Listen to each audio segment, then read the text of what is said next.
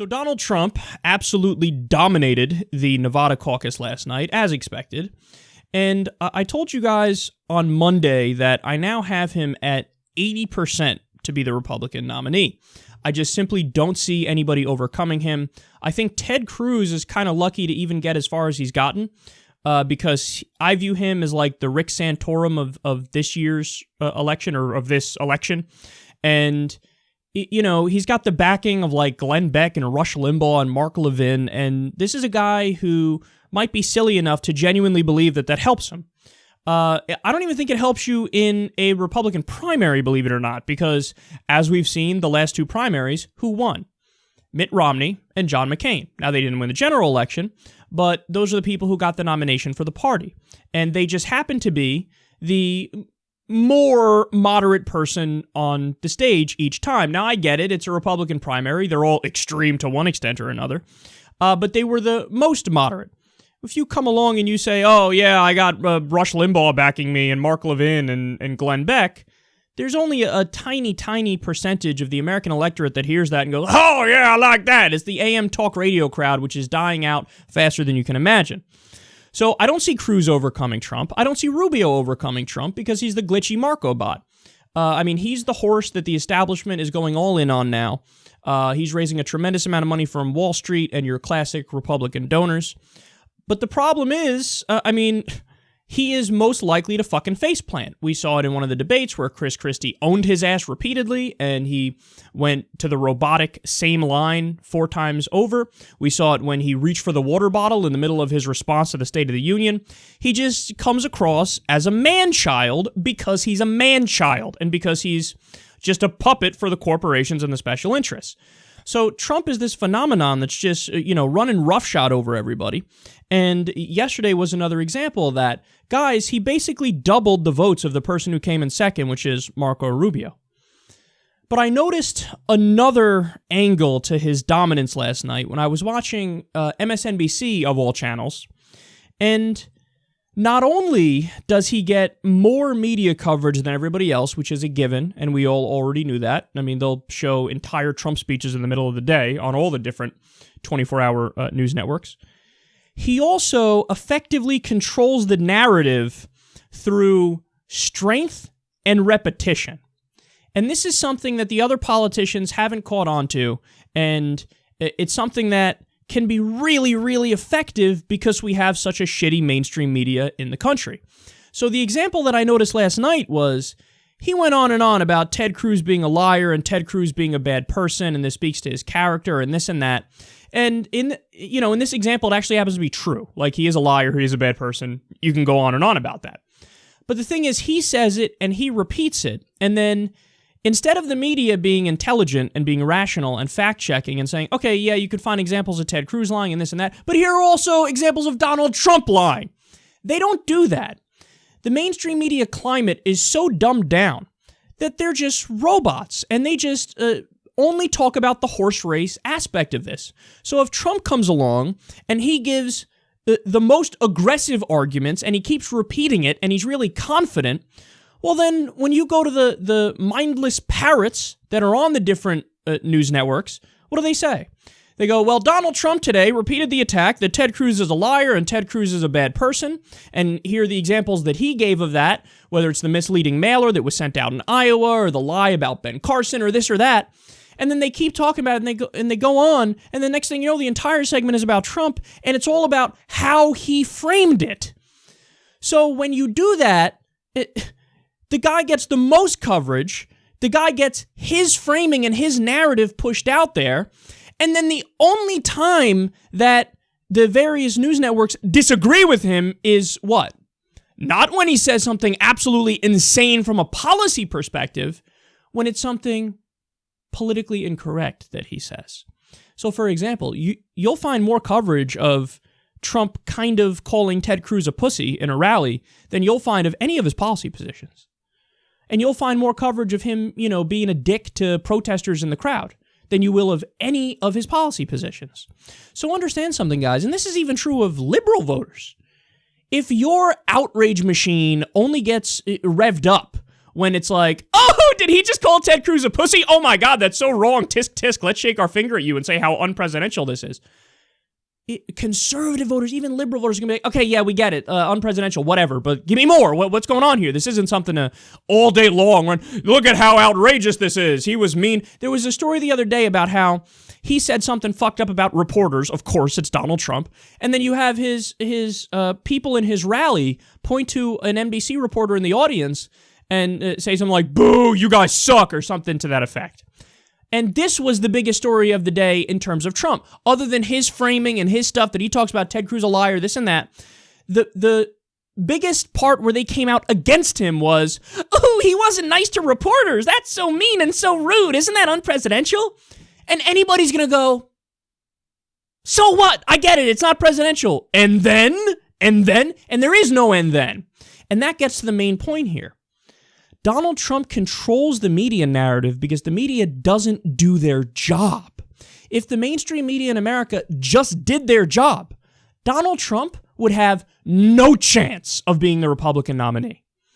So when I say if the media just did their job, instead of getting outraged at the un-PC angle of his campaign, talk about the policy substance and make those the biggest news. Guys, it ain't that hard. If old media has been doing what new media has been doing with Donald Trump, he would have no chance. Can you imagine if when Donald Trump said, not only would I bring back waterboarding, I'd bring back a lot worse than waterboarding, or if when he said torture, quote, even if it doesn't work, if the response to that from the mainstream media was breaking news banner at the bottom of the screen, presidential candidate says we should do war crimes. And then you spoke about that and said, oh, look, here's the part of the Geneva Conventions, here's the part of international law where he's violating, and this portrays America in a horrific light, and this makes us a rogue nation. If when Donald Trump said, hey, let's target civilians in the Middle East, don't go after ISIS, go after ISIS family members, grandmas, children, women. If when he said that, people were like, this is a war crime, this is un-American, this is unconstitutional, this is against international law, this is wrong, and all day long you ran with that narrative and said, no, not a serious candidate, get the fuck out of here, advocating war crimes, what are you, crazy? This is America, you idiot, this is not what we're about. And then you went in and you gave the facts and you said this is unacceptable and this is not debatable, and you went with that for a day, 3 days, a week. What would happen? Even the Republican base, okay, yeah, I get it. The reality show clown is a reality show clown. Even with his strongest argument that Donald Trump has, I'm not bought, the other guys are bought, I'm going to represent the people. That's an argument that resonates because it's populist and it actually gets at the heart of what's wrong with our political system. But if the media just did their fucking job and fact-checked him, that argument would be kneecapped. Why? Because all you have to do is bring up the facts. Hey, Donald, why is it you went to the same billionaires that are funding Marco Rubio and were funding Jeb Bush and are funding the rest of them and begged them for money, and then only after they said no, you went out there and started arguing against the corruption and the big money in the system? If you're so against this, the big money in the system, well, then why the fuck have you been buying politicians from day one? Even on his economic populism arguments. Hey, I'm in favor of bringing jobs back from China. I wouldn't let them go, the different companies go overseas or go to Mexico or this or that. I'm going to keep them in the United States. Where's the media going, hey, jackass, your ties are made in China. Why should anybody believe you? You say you're going to fix it for the country. You can't even fix it for yourself. You're in favor of sending jobs to China. I know, you do it. You're still doing it today. So if the media just did their goddamn job and fact-checked him, he would have no chance whatsoever. But instead, they do everything 100% wrong. Every time they discuss his attacks, they do it in his framing, and they give him the most coverage, and the only times they come out against him, it's for stupid un-PC stuff. He was rude to reporters at a rally. Oh my God, isn't that so wrong? And all the voters go, fuck off, I'm going to vote for him because they hear the other populist stuff that you're not fucking rebutting. So it's just an absolute dumpster fire, and it's a disaster, and it's grotesque that we have a media that's so shitty that they can't even do their goddamn job.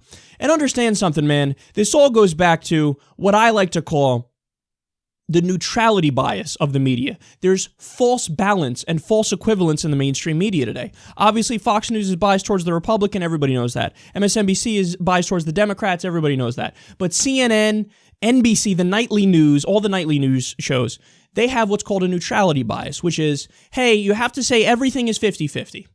So it doesn't matter how insane a Republican idea is or proposal is, it becomes debatable once a Republican says it, and you have to give both sides. So again, if Donald Trump says we should torture even if it doesn't work, they either don't cover it and don't say anything about it, which obviously helps him, because they should fact check the shit out of that and say that's not acceptable. Or if they do cover it, they say, well, he says that, Bernie Sanders says that we shouldn't do that, and that's against, and that's not the right thing to do because it might not work.